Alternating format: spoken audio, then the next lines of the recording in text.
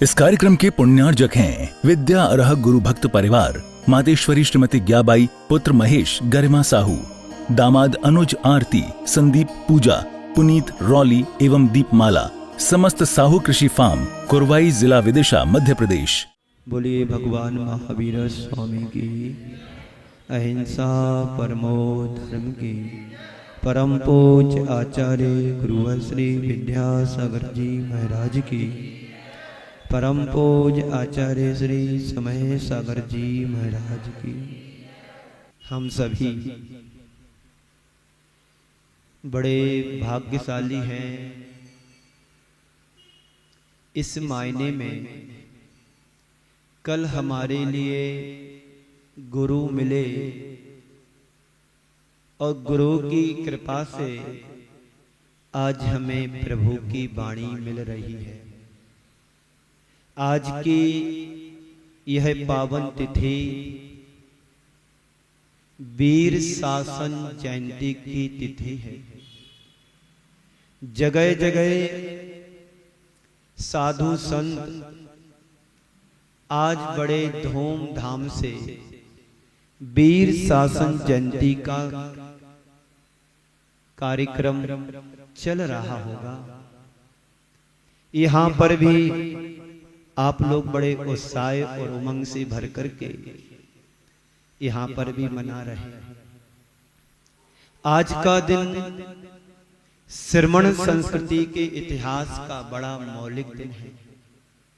आज वीर शासन जयंती है।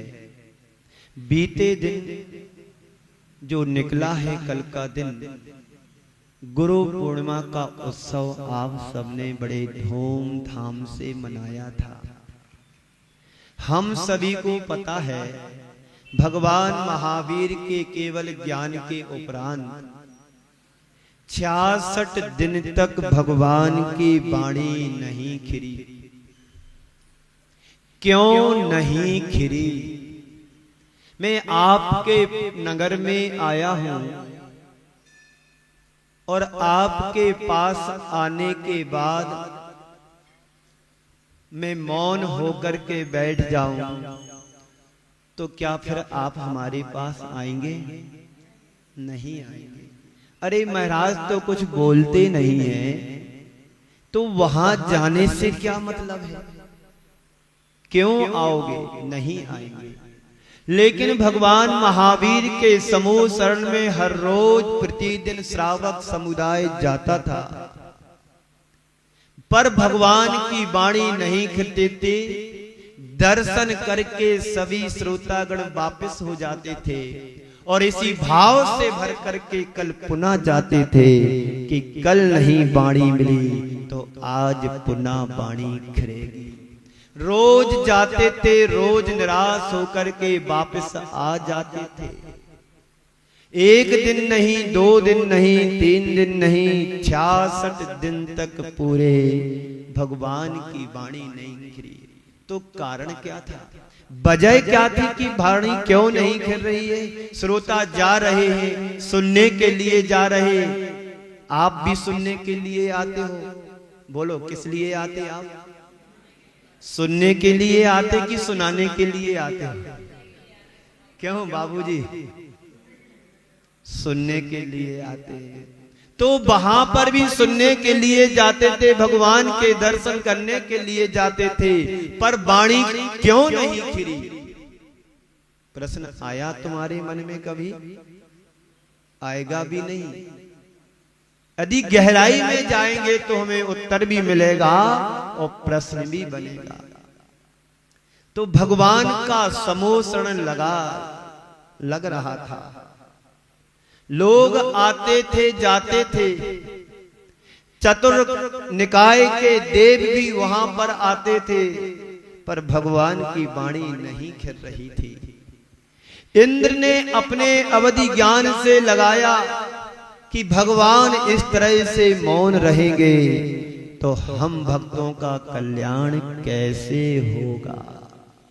इंद्र ने अपने अवधि ज्ञान से लगाया कि भगवान क्यों नहीं बोल रहे, तो उत्तर मिला कि सुनने के लिए तो सब आते, पर ग्रहण करने के लिए कोई नहीं आता।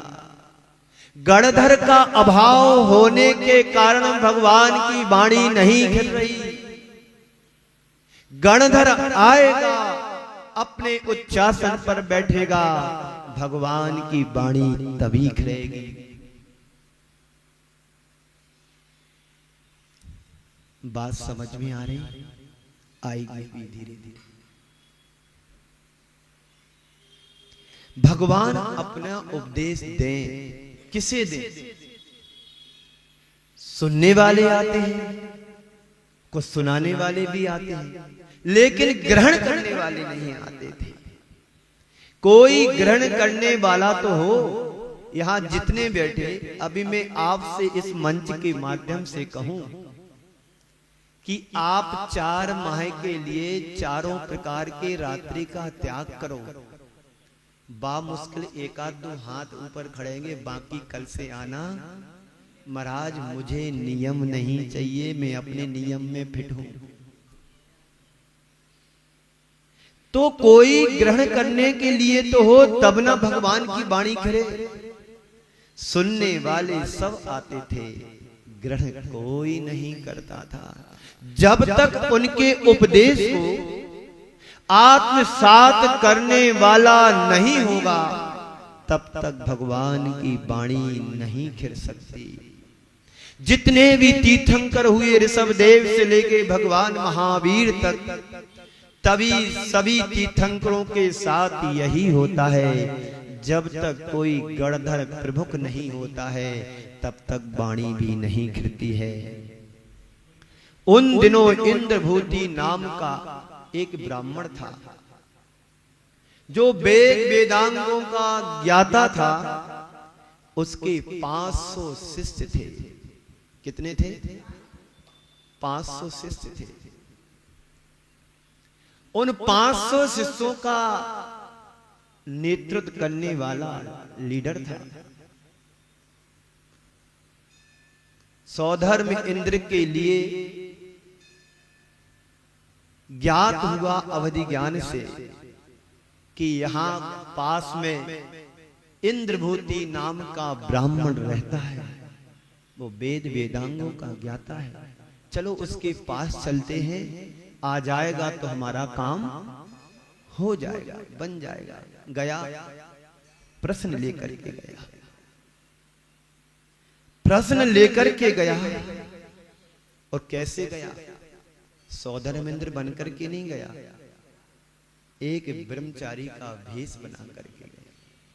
और कहते हैं कि हमारे गुरुदेव मौन हैं, मेरी जिज्ञासा का तुम समाधान करो। यदि मेरे गुरुदेव बोलते तो मैं आपके पास नहीं आता। क्या है? पहले तो ये बताओ, तुम्हारे गुरु हैं कौन? बोले हमारे गुरुदेव हमारे महावीर हैं। महावीर? लगता है महावीर के लिए कुछ आता नहीं, तभी तो मौन ले लिया।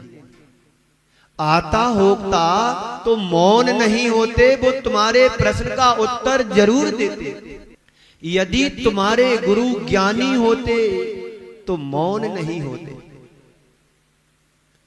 इसलिए मैं चाहता हूं कि तुम्हारे प्रश्न का उत्तर मैं तुम्हें ना दे करके तुम्हारे गुरु के सामने देता हूं। प्रश्न क्या है? तो संस्कृत में जो कहा है उसका उत्तर मैं तुम्हें ना दे करके तुम्हारे गुरु को दूंगा, तो तुम्हारे हमेशा के लिए कार्य हो जाएगा। क्या है प्रश्न? त्रैकालम द्रव षटकम नवपद सहितम जीव षटकाय लेस्या पंचान्य चास्तिकाया व्रत समिति गति चारित्र ज्ञान चारित्र भेदा। ये प्रश्न, बैठ जा, ये प्रश्न इन सौधर्म इंद्र ने किससे किया? इंद्रभूति गौतम से किया। इतना सरल प्रश्न है और तुम्हारे गुरुदेव को नहीं पता। चलो आपको ही नहीं समझाता हूं, आपके गुरु को समझा देता हूं, तो बार बार के प्रश्न तुम्हारे उठेंगे। अंधा क्या चाहता है? 2 आंखें चाहता है। प्यासा क्या चाहता है? पानी चाहता है। भूखा क्या चाहता है? भोजन। और प्रताप नगर वाले क्या चाहते हैं? चातुर्मास। तो सौधर्मेंद्र यही सोच रहा था कि ये व्यक्तित्व जाए और हमारा काम बन जाए। तो त्रैकाल्यम द्रव सटकम नवपद सहितम जीव सटकाय लेस्या पंचान्य चास्ति काया व्रत गति व्रत समित गति ज्ञान चारित्र भेदा। तीनों कालों में 6 द्रव्य 9 पदार्थ, 6 काय 6 लेसाएं 5 अस्तिकाय 5 व्रत 5 समिति 5 ज्ञान और 5 चारित्र ये रूप भेद मोक्ष के मूल है, मोक्ष का मार्ग है। ये तुम्हारे गुरु को इतना भी नहीं पता। चलो अब तुम्हारे गुरु को समझाते हैं। यही चाहता था कि ये चले और जैसे ही इंद्रभूति गौतम समूह शरण की तरफ जाता है तो देखता क्या है, बड़ा विशाल 12 योजन का समूह शरण लगा है। देख करके आश्चर्यचकित हो जाता है और मानस स्तंभ के दर्शन करके अभिभूत होता है और उसके अंदर का मान अहंकार गलने लगता है दर्शन करते ही। दर्शनम देव देवस्य दर्शनम मोक्ष साधनम दर्शनम देव देवस्य दर्शनम पाप नाशनम। जिनेंद्र भगवान का दर्शन करके करते ही उसका सारा मान गल जाता है और समूह शरण में वही प्रवेश कर पाता है जिसका मिथ्यात्व सम्यक्त में बदल जाता है। घोर मिथ्या दृष्टि था, जैन धर्म का विरोधी था, लेकिन समूह शरण के मान स्तंभ का दर्शन करते ही मिथ्यात्व सम्यक्त में बदल गया। मिथ्या दृष्टि सम्यक दृष्टि बन गया, अज्ञानता ज्ञान में बदल गई और जाकर के समूह शरण में प्रवेश करता है और भगवान के चरणों में पहुंच करके प्रथम शिष्य बनने का सौभाग्य पाया। भगवान ने अपने ज्ञान से समझ लिया अब यहां से जो भी दिया जाएगा सीधे पात्र में जाएगा।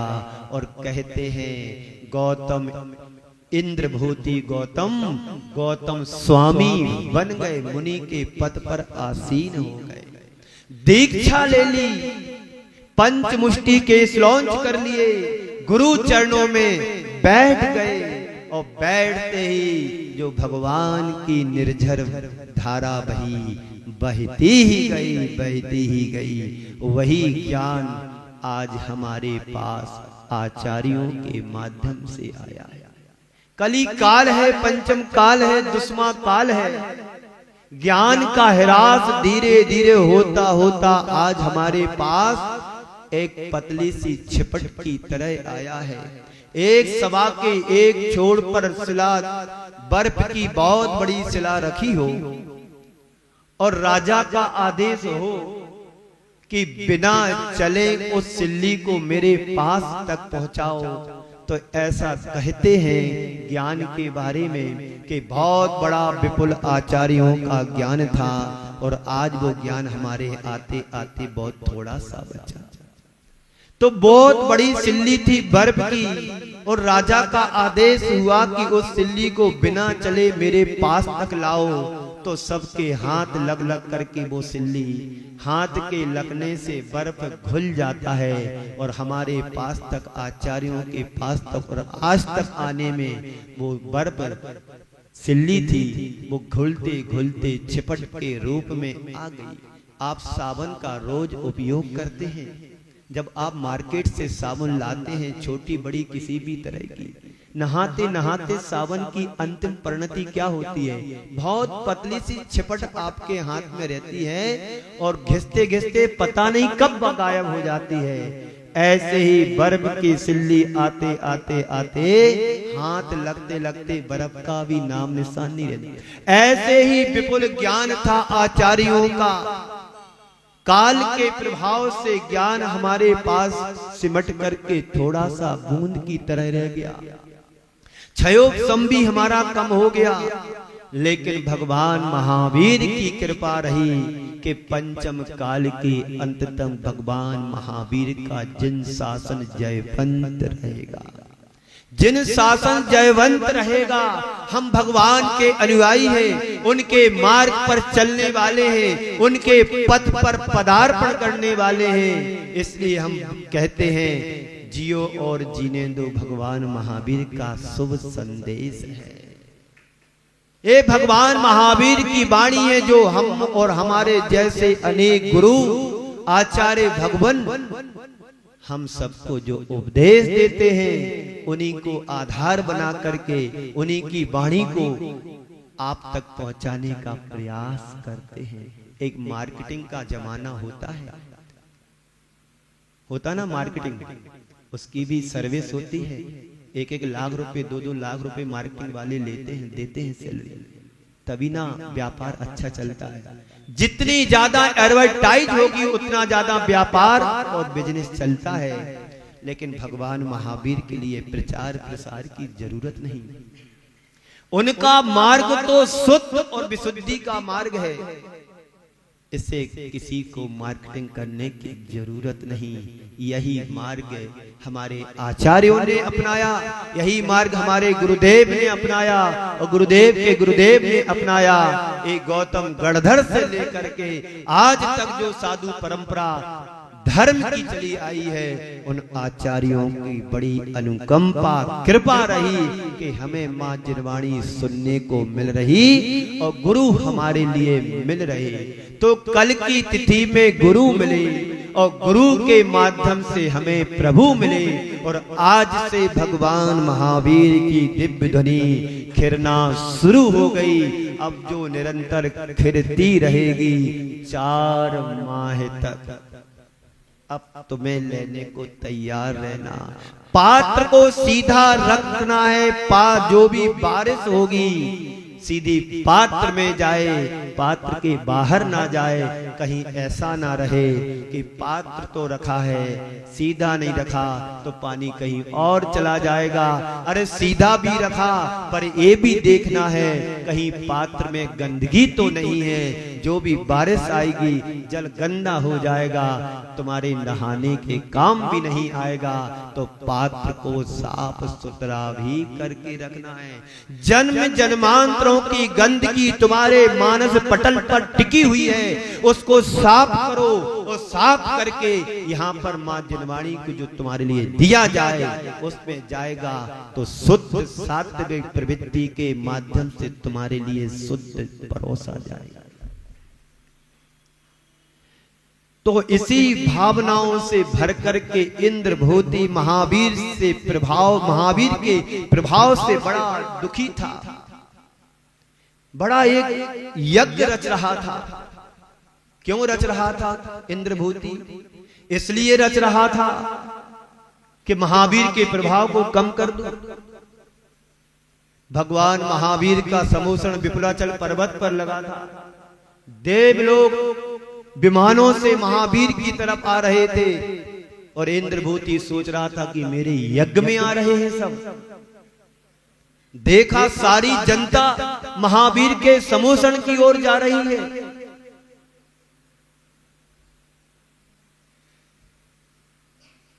देवों को अपनी ओर न आते देखता हुआ ये सारी जनता कहां जा रही है? ये सारे विमान समोषण की ओर जा रहे हैं, विपुलाचल पर्वत की ओर जा रहे हैं। और आश्चर्य भी हुआ और उसे लगा कि महावीर का बड़ा प्रभाव है जो सबको अपनी ओर खींच रहा है। सबको अपनी तरफ खींच रहे हैं। इधर इंद्रभूति के मन में भी सवाल उठा कि ऐसा आकर्षण क्या है महावीर के पास कि जो सबको खींचता चला जा रहा है कि मैं भगवान महावीर का शिष्य हूं। वे मौन है, पर ऐसा सवाल जिसका उत्तर में नहीं खोजा जा सकता। आप बड़े भाग्यशाली हैं, ज्ञानी हैं, विद्वान हैं, आपकी बड़ी प्रतिष्ठा है। मैंने आपका नाम सुना है, मुझे विश्वास है कि आपसे मुझे उत्तर मिलेगा। क्या पूछना चाहते हो? इंद्रभूति के सामने कोई जाकर के पूछे तो क्या पूछना चाहते हैं? बोले हमारे गुरुदेव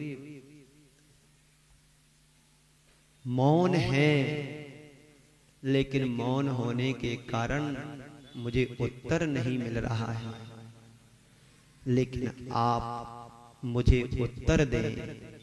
उत्तर आपको पता है, उत्तर ही प्रभु की मुखर वाणी करने वाला बना।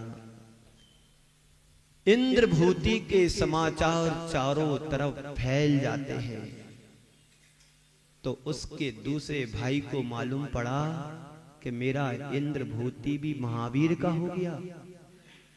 इंद्रभूति महावीर का हो गया। वायुभूति को मालूम पड़ा, वो भी काशी में रहता था। काशी में रहता था तो उसको मालूम पड़ा कि इंद्रभूति को महावीर ने खींच लिया और महावीर का होगा। चलो मैं अपने भाई को मना करके लाते हैं। वो आया, 350 शिष्य उसके थे। वो भी महावीर के समूह शरण में पहुंचता है और उनका हो जाता है। इंद्रभूति भी गणधर बन गया, वायुभूति भी गणधर बन गया। अब उसका तीसरा भाई प्रयाग में रहता था। उसे भी मालूम पड़ा कि मेरे 2 भाई को महावीर ने अपनी तरफ खींच लिया। मैं देखता हूं उस महावीर के लिए कैसा है, मैं अपने दोनों भाई को वापस लाता। इंद्रभूति, वायुभूति, अग्निभूति भी प्रयाग से चल करके कहां जाता है? विपुलाचल पर्वत, राजगिरी। वो भी उसके 250 शिष्य थे।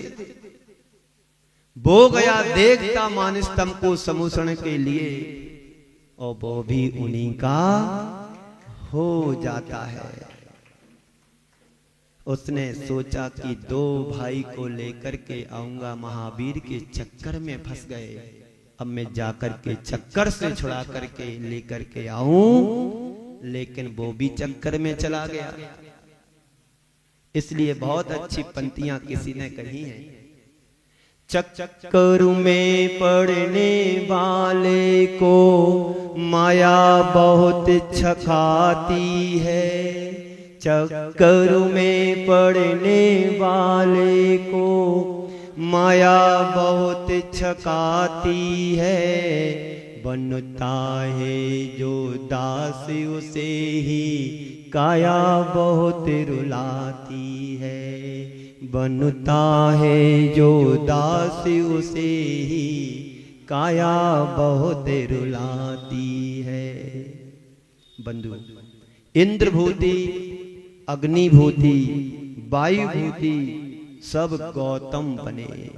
जब वो गौतम बन गए तब भगवान ने धर्म में तीर्थ का प्रवर्तन किया। अपना पहला धर्म उपदेश दिया, चतुर्वेद संघ की स्थापना की। वह तिथि आज की है वीर शासन जयंती, श्रावण बदी एकम। कौन सी तिथि है आज? अब सावन का महीना। आप लोग भजन गाते हैं, गाते ना? सावन का महीना आएगा, राखी में तेरी डोर बनूं, है ना? कहते हैं भगवान महावीर की प्रथम देशना खरी, उन्होंने द्वादशांग का उपदेश दिया। और श्रावक श्राविका मुनि आरिका चतुर्वेद संघ की स्थापना की। इसलिए आज की तिथि को वीर शासन जयंती के रूप में मनाया जा रहा है, जाता है। हम सब वीर शासन जयंती मना रहे हैं। जहां जहां संघों के चातुर्मास की स्थापना होती है या हुई है या हो रही है या आगे होगी, अभी 4 दिन बाकी और हैं, वह सब इसका लाभ ले रहे हैं और उनसे जुड़ने वाली जनता भी लाभ उठा रही है। हम सब बड़े भाग्यशाली पुण्यशाली हैं। हम सबके लिए भगवान महावीर का उपदेश मिला और शासन का लाभ उठा रहे हैं। इस संदर्भ में आज मैं कुछ आप सबसे संक्षेप में कहना चाहूंगा, क्योंकि छोटी छोटी बातों में समय ज्यादा निकल जाता है। मैं जो देना चाहता हूं उसके लिए समय कम रहता है। मेरा समय 8:30 बजे 8:30 से 9:30 का है, लेकिन कुछ बातों में समय निकल जाता है। लेकिन जितना होगा संक्षेप में आप सबको कहने का प्रयास करूंगा। तो भगवान की वाणी क्यों नहीं खिरी? इंद्र के पास इतनी शक्ति तो थी कि भगवान की वाणी को सुन ले। भगवान की वाणी क्यों नहीं खिरी? इंद्र के पास इतनी शक्ति थी कि वो भगवान की वाणी को सुन सकता था, पर समझ करके स्वीकार करने की शक्ति उसके पास नहीं थी। लोगों को बता सके ये शक्ति इंद्र के पास नहीं थी। वही सुन करके दूसरों को बता सकता है जो स्वीकार भाव से स्वीकार करता हो। आप लोग आते हैं, सुनने के लिए आते हैं। कोई आपसे पूछे क्यों, कैसा चल रहा है? बहुत अच्छा चल रहा है। प्रवचन कैसे होते हैं? बहुत शानदार होते हैं। पर ये तो बताओ आज महाराज ने क्या बोला? पर ये मत पूछो, ये तो उन्हीं से जाकर के पूछो क्या सुनाते हैं। पर बोलते बहुत अच्छे हैं, सुनाते बहुत अच्छे हैं। यही हाल भगवान महावीर के पास होता था इंद्र का।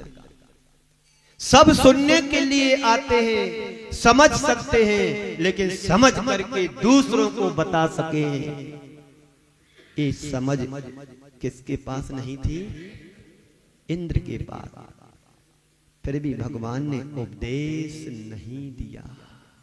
क्यों नहीं दिया? इसलिए नहीं दिया कि इंद्र भगवान की वाणी को सुन तो सकता था, समझ सकता था, लेकिन स्वीकार नहीं कर सकता था।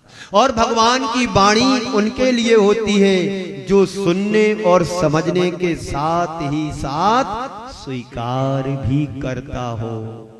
स्वीकार भाव से स्वीकार करोगे, कभी ना कभी हमारी आत्मा का कल्याण अवश्य होगा। आपको पता है सौधर्म इंद्र छायक सम्य दृष्टि होता है, उसी भाव से मोक्ष जाने वाला होता है।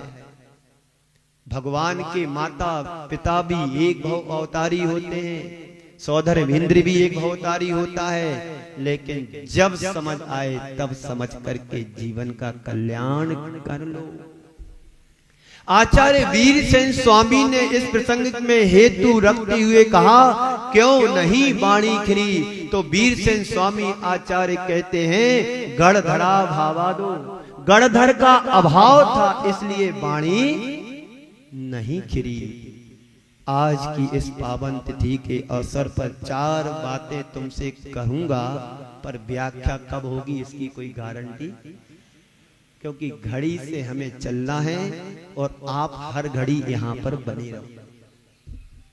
मैं तो हर घड़ी यहाँ रहता हूँ। बोलो, कहीं जाता हूँ जब भी आओगे मैं हाल में मिलूंगा। यहाँ नहीं तो फिर छत पर, कमरे में तो कुछ लेने देने के लिए जाता हूँ, कमरे में बैठते नहीं। तो 4 शब्द हैं, जाने पहचाने हैं। आप सुनेंगे, समझेंगे, स्वीकारेंगे और जीवन को आगे। पर क्या सुनना क्या नहीं सुनना ये समझ रखना है। क्या सुनाना क्या नहीं सुनाना इसकी समझ रखना है। क्या स्वीकार करना क्या स्वीकार नहीं करना, ये विवेक हमारे अंदर आ जाएगा तो आज भी हमें मुक्ति हो सकती है। तो पहला शब्द है सुनना। किसको सुनना?